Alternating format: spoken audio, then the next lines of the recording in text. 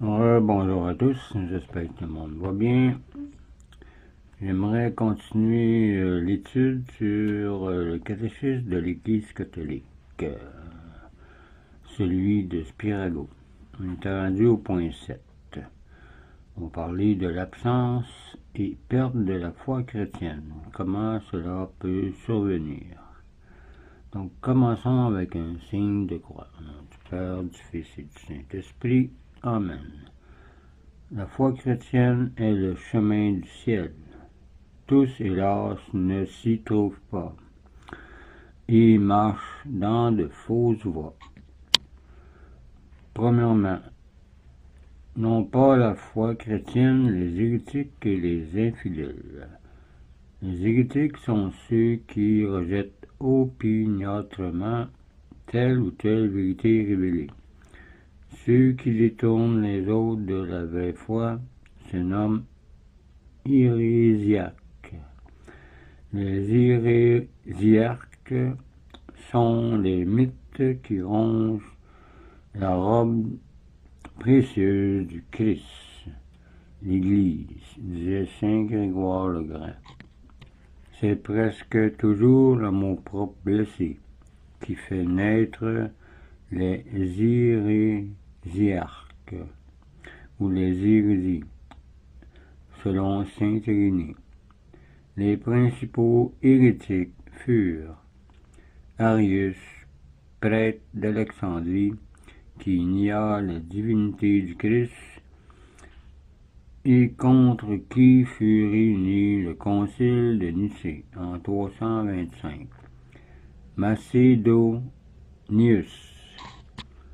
un évêque de Constantinople, qui nia la divinité du Saint-Esprit, défini ensuite par le concile de Constantinople en 381, Jean Hus, prêtre de Prague, qui falsifia la doctrine de l'Église, concile de Constante en 1414, Martin Luther, un moine de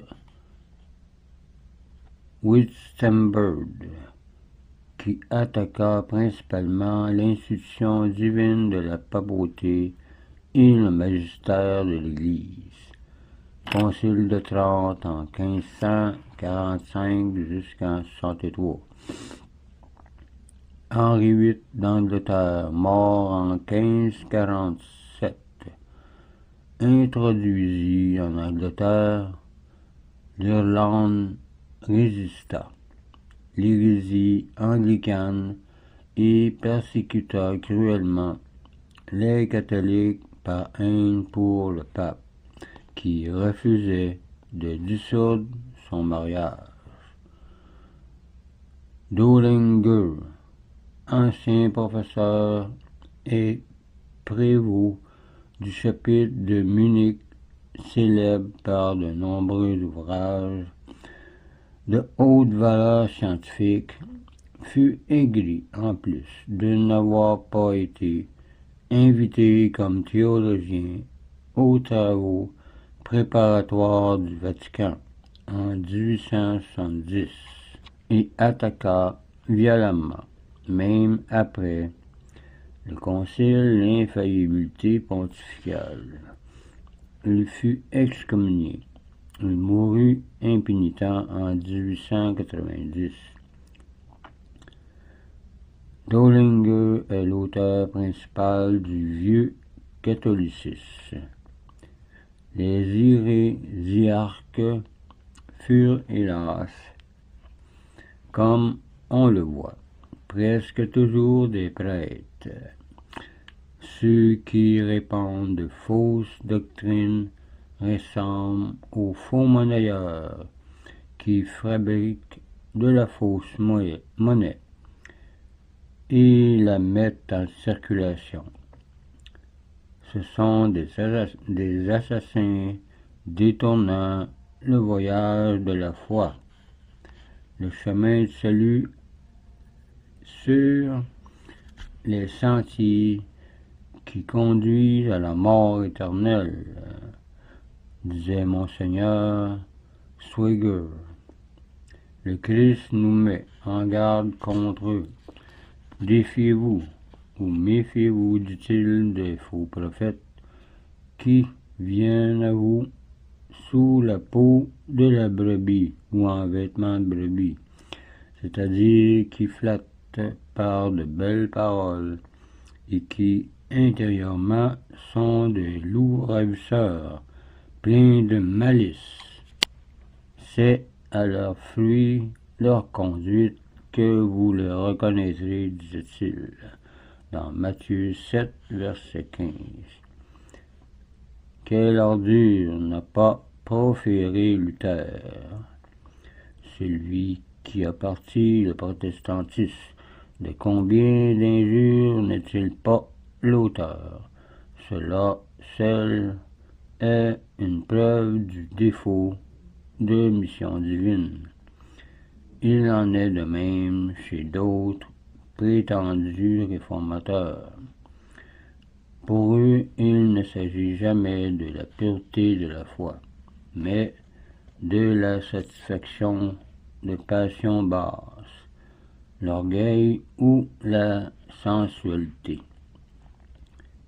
Les doctrines religieuses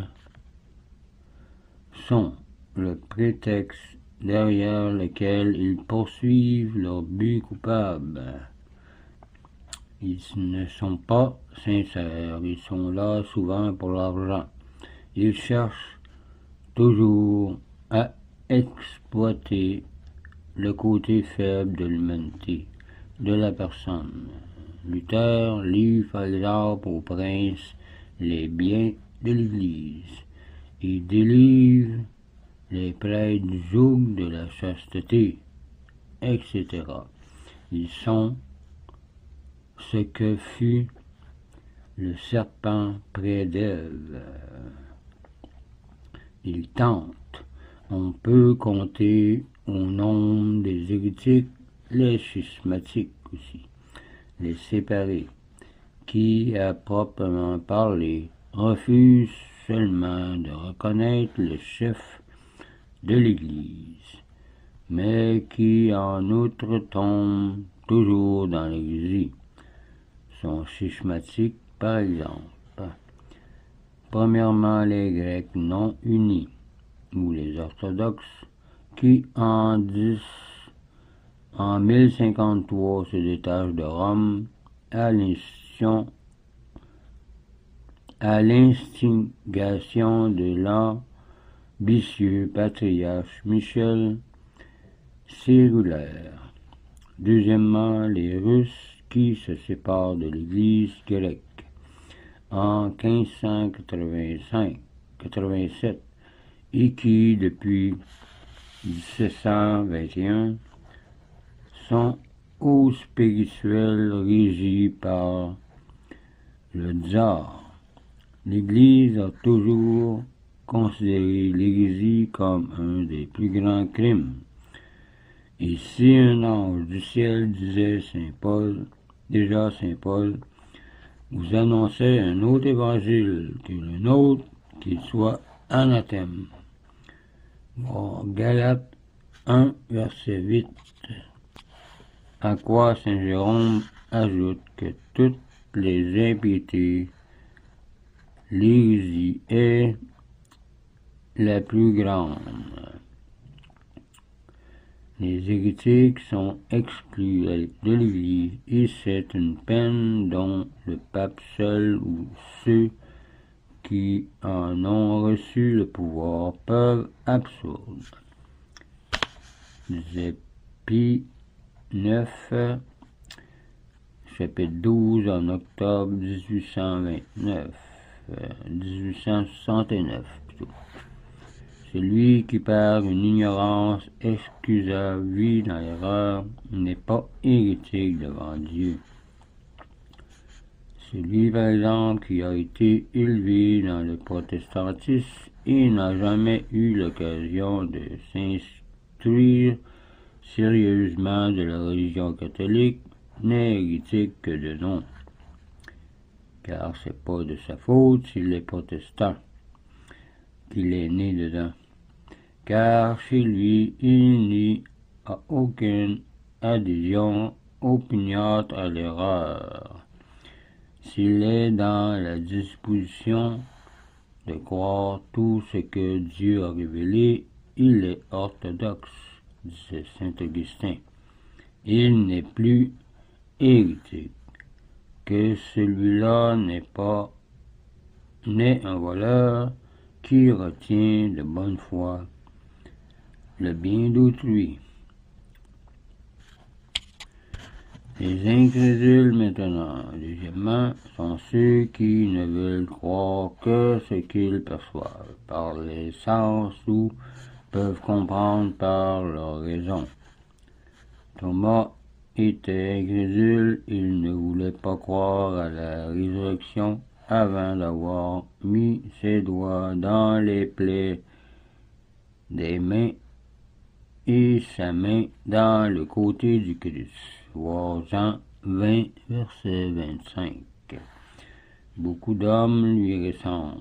Ils ne veulent croire que ce qu'ils voient, touchent et mâchent. Ils rejettent tout le reste.